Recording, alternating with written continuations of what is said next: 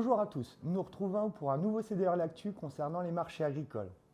La dynamique baissière qu'on enregistre depuis plusieurs mois concernant les marchés agricoles, que ce soit sur le blé ou sur le colza, s'est arrêtée ces dernières semaines. On est revenu sur une augmentation des prix, une augmentation quand même assez conséquente, puisque depuis, on va dire à la mi-mars, on a un blé qui a repris une trentaine d'euros et à peu près de 30 à 40 euros pour le colza. Ce qui fait qu'on revient sur des niveaux de près de 230 euros tonnes sur le marché du blé, alors pour de la récolte 2024, et un peu plus de 450 euros pour du colza Euronext sur de la récolte 2024. Concernant la récolte 2023, elle bénéficie aussi de cette hausse des prix.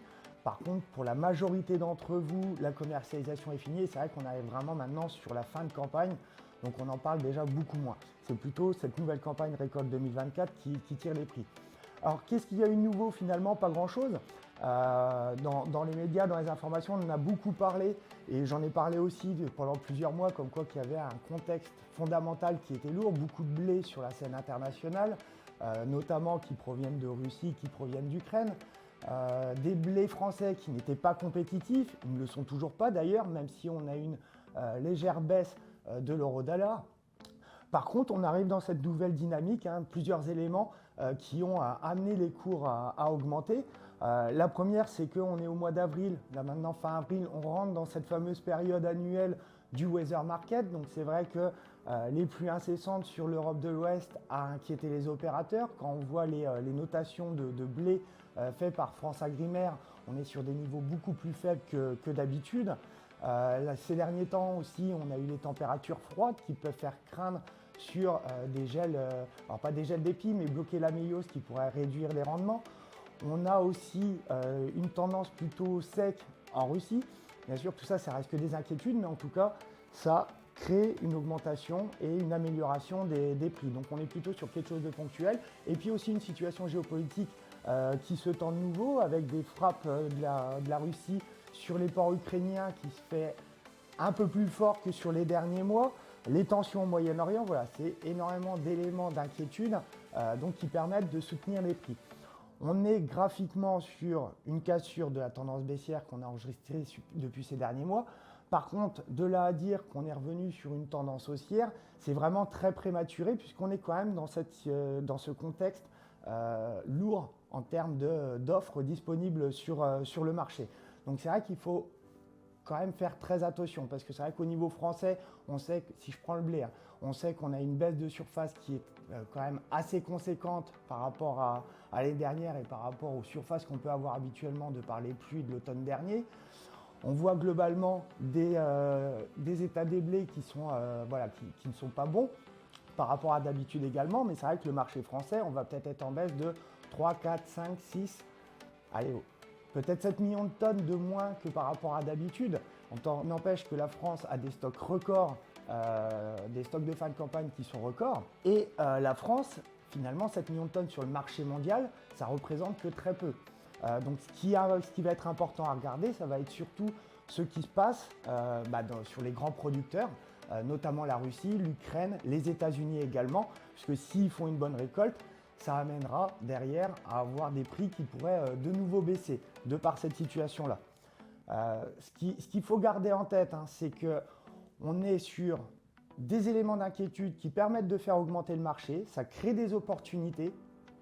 Il faut pouvoir surveiller, ça ne veut pas dire qu'aujourd'hui il faut marquer des prix, mais en tout cas il faut surveiller parce que ce caractère d'incertitude, si jamais ça vient avoir soit une pluie en Russie qui permet de détendre le marché, en tout cas de rassurer les opérateurs, ou au niveau de l'Europe, il faudra plutôt attendre la moisson pour voir les récoltes. En tout cas, on peut avoir des baisses qui peuvent être assez importantes et assez fortes. D'ailleurs, on voit bien que quand on reprend les campagnes 2009, 2014 et là la campagne 2023, on peut avoir des prix qui baissent puisqu'on est descendu quand même à la fin février sur des prix qui étaient de l'ordre de 180, à peine 180 euros tonne, prix payé producteur. On a même des prix qui sont baissés jusqu'à 165, 170 euros tonne, prix payé producteur. Donc voilà, donc ça c'est des choses qu'il ne faut pas écarter, ça redonne espoir en tout cas à avoir des meilleurs prix.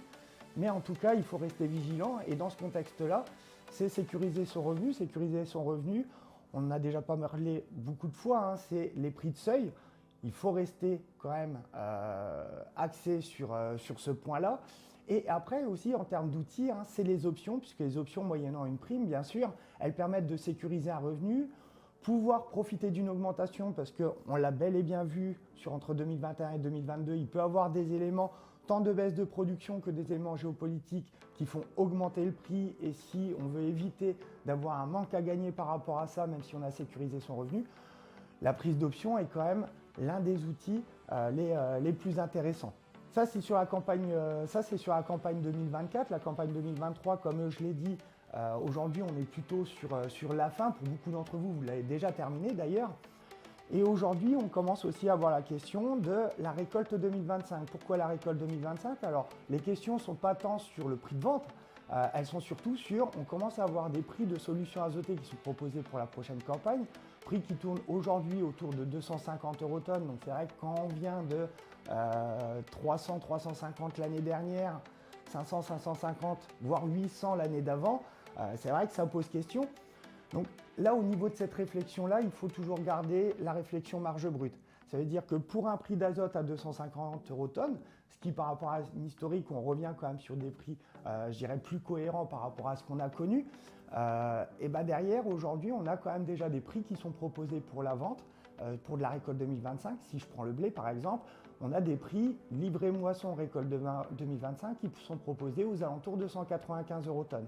La réflexion marge brute aujourd'hui, c'est se dire, si je prends la moyenne de rendement 5 ans, alors moi je la prends au niveau de la Champagne crieuse, mais vous regardez sur votre exploitation, et que je vends du blé à 196 et que j'achète mon azote à 250 € tonne, on tourne sur une marge brute de l'ordre de 1100 € de l'hectare, ce qui n'est pas du tout incohérent. On a une moyenne 5 ans qui est sur un niveau inférieur à 1000 € de l'hectare, même plus proche des 850-900 € de l'hectare.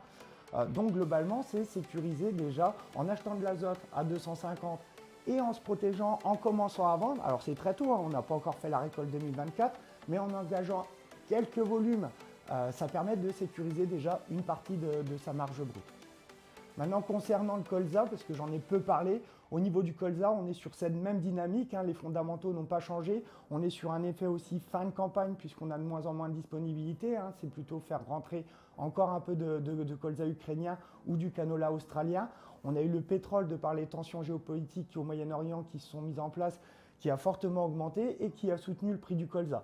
Là encore, ce n'est pas non plus un renversement de tendance total, puisqu'on a l'huile de palme aujourd'hui qui est le marché directeur, qui a été plutôt à la baisse, puisqu'on est en pleine période de production et on a une réduction des exportations, notamment en Malaisie.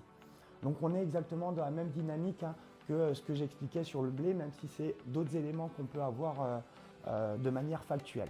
Je vous remercie et nous reviendrons vers vous pour un prochain numéro de CDR L'Actu. Au revoir. Feeling high, feeling low at the same time. Feels so right, then I'm wrong, hoping I'll be fine. But I get up, I always do.